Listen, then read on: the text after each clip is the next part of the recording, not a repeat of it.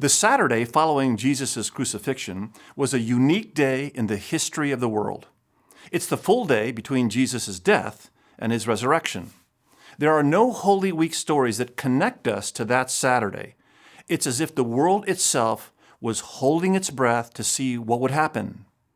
As we read in Luke chapter 24, Jesus' lifeless body lay alone in Joseph's borrowed tomb.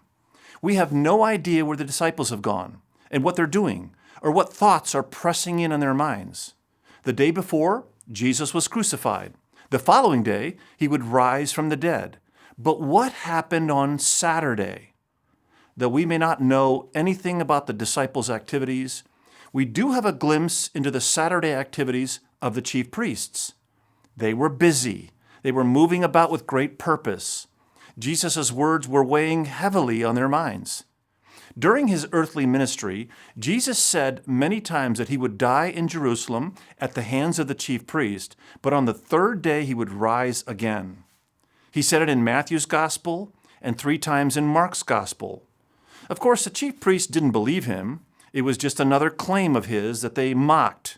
But they also didn't forget it. On the Saturday between Good Friday and Easter, Jesus' prediction dominated their thoughts. They couldn't escape it. The chief priests could not diminish the possibility that Jesus might have known something that they didn't, even though they weren't willing to consider the possibility while Jesus was alive. They went to Pilate and planted the seed of doubt that still grows among many today. Jesus' disciples might come and steal his body and fake a resurrection.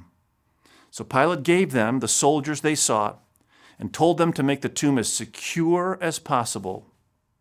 The previous 3 years leading to this moment had been filled with Jesus' power, wisdom, and authority. Every word from Jesus was a challenge to reconsider what they believed regarding his claims to deity. His disciples and countless followers made their decisions to follow Jesus.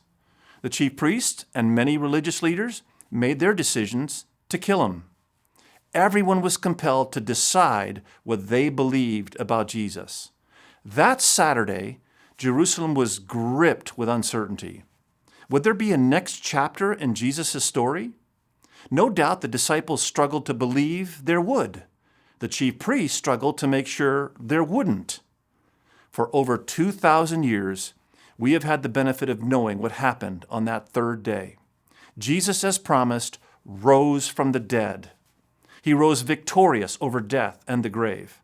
His resurrection is the guarantee of our faith and eternal life. And this weekend, we get to celebrate.